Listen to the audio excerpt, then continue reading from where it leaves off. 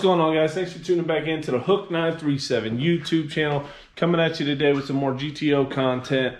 What we're doing today is we're going to address one of the Achilles heels that we had when we were on race week 1.0 2021, which was our clutch. So if you've been with us for a while, some of this stuff will look familiar, but we're going to try to get this mocked up 100% correctly in the vehicle this time.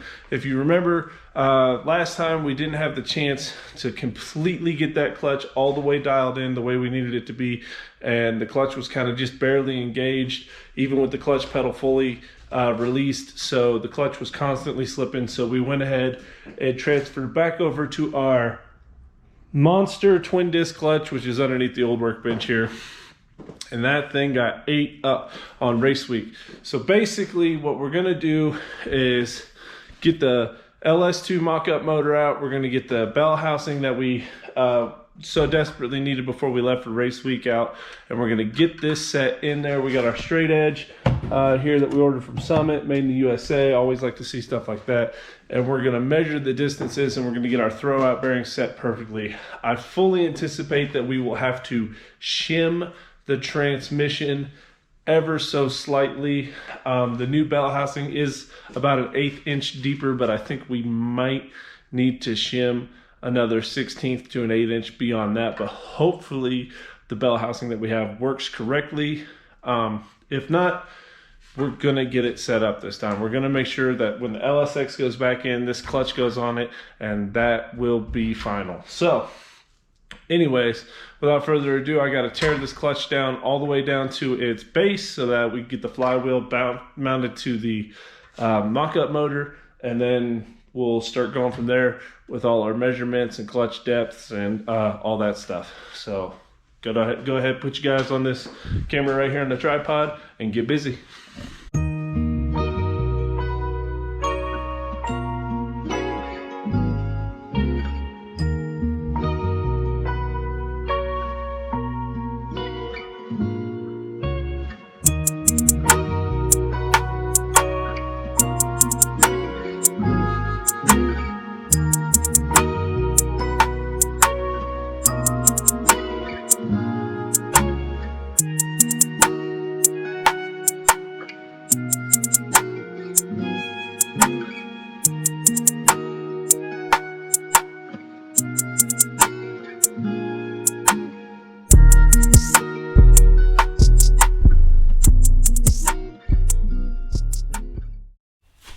Alright guys, so I got the new bell housing sitting here by the old bell housing, and I want to talk to you for just a second about what I hope this bell housing is going to do for us.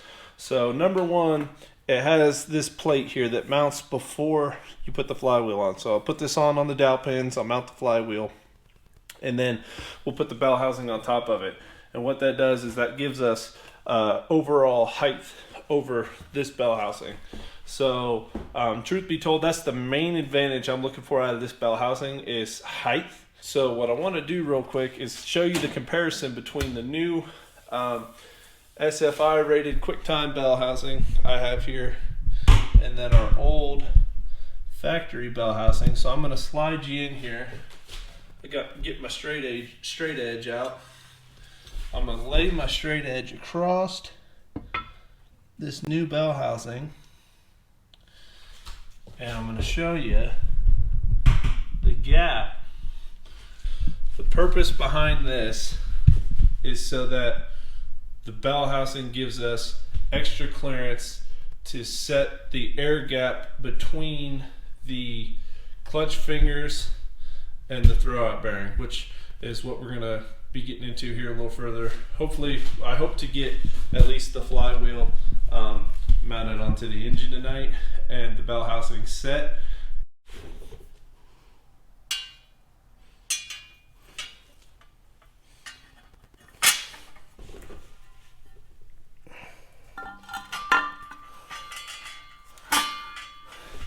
Now I'm not going to apply any Loctite or anything because this is, as I've said, for mock-up purposes. This is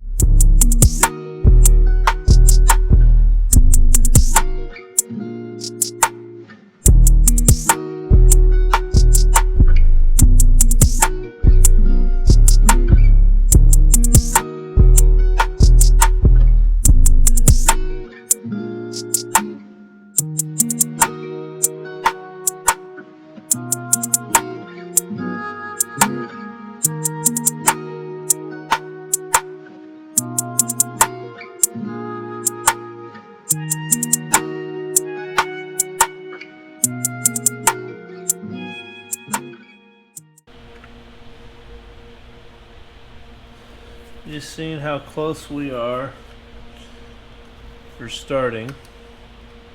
So the difference between this clutch and some of the other slipper clutches I've seen on the market, like the Black Magic or whatever that Cletus is running, is those clutches require shims, and this clutch has a stanchion with a threaded barrel that we can adjust the barrel and then clamp it all down.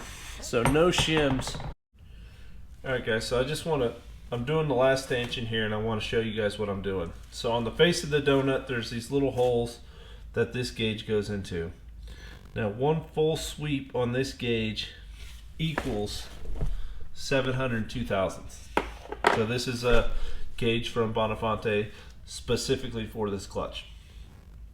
Now normally you stack washers in these stanchions to get your distance, but this is a stanchion with a threaded barrel with marks 5, 6, 1 through 6. And so we will loosen these nuts, we'll make an adjustment on our barrel. We want one full sweep back to 0. Tolerance is plus or minus 5, but I'm allowing for plus or minus 3. And we are 10 thousandths out. So I'll set my gauge down. 10 thousandths. We have 10 thousandths too much air gap right here. So between this donut and this plate, we want 702 thousandths air gap. And that will allow, so we're at 3, we're gonna go 4, 5 is what I'm gonna go. But that will allow for the correct spring tension. So underneath all of these cups is a spring that applies pressure. So that's considered our base pressure. And the air gap here, 702 thousandths, gives us the correct spring pressure that we're looking for. So we went 2 turns in on the dial on the stanchion, and we are about 5 thousandths under. So now we'll go back.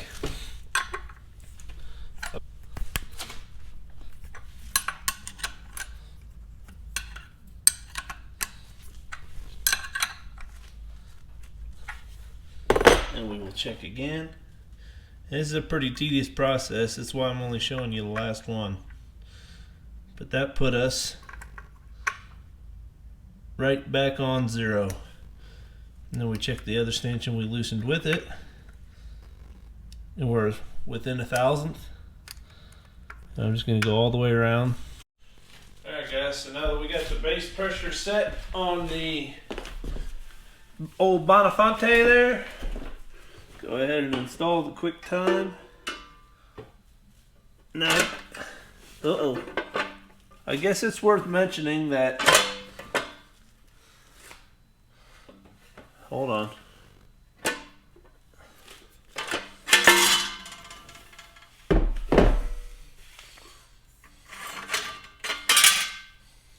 Here, try to get it up on the dowel.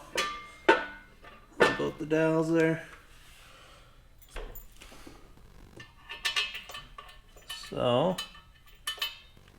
there, I think we got all of our bolts in. And we'll sink this thing down here. That didn't feel right. That don't feel right.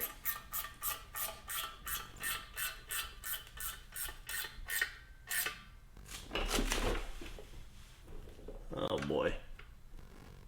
That's not good. So it looks like bell housing we waited forever for, and we needed so bad. I can tell you already it ain't gonna work. Oh boy. That sucks. That sucks, that sucks, that sucks.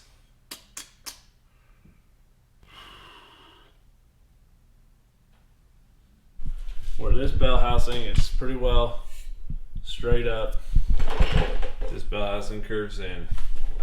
Where our clutch is so big, We're literally hitting the clutch with the bell housing, and we're not even close to being tightened down. What a bummer. What a bummer.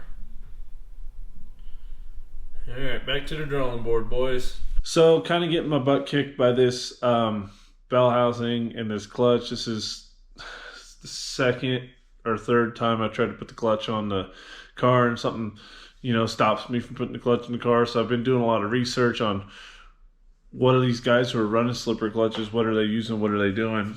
And there's not, from what I have found, I haven't found anyone with a GTO running these clutches, which the GTO transmission is a little different than most of the other transmissions. And the fact that the GTO transmission actually sits further forward than, say, like an F-body transmission than that you would find in a Camaro or a Trans Am. At least that's kind of what I'm gathering here. So I made a decision to shim the transmission back to make it sit more like a F-body transmission. So I purchased a shim, and you'll actually see that in tomorrow's video, and you'll see whether or not it worked for us. So basically, that's a wrap for this video. It's kind of a downer, but it ain't always sunshine and rainbows building race cars. Nothing fits the first time. Everything needs modified and fabricated. This isn't exactly a street car. This is a full build, and these are the things that people have to go through, and I just want to share the experiences with you guys, good and bad. So hopefully you guys appreciate it. If you haven't already subscribed to the channel, please subscribe to the channel. Thank you to everybody who has already subscribed to the channel. Do me a favor, leave a comment down below. Let me know what you think about me getting my butt kicked again by this clutch. And hit the bell so you don't miss tomorrow's video. And leave us a thumbs up. I appreciate it, guys. I'll catch y'all next time.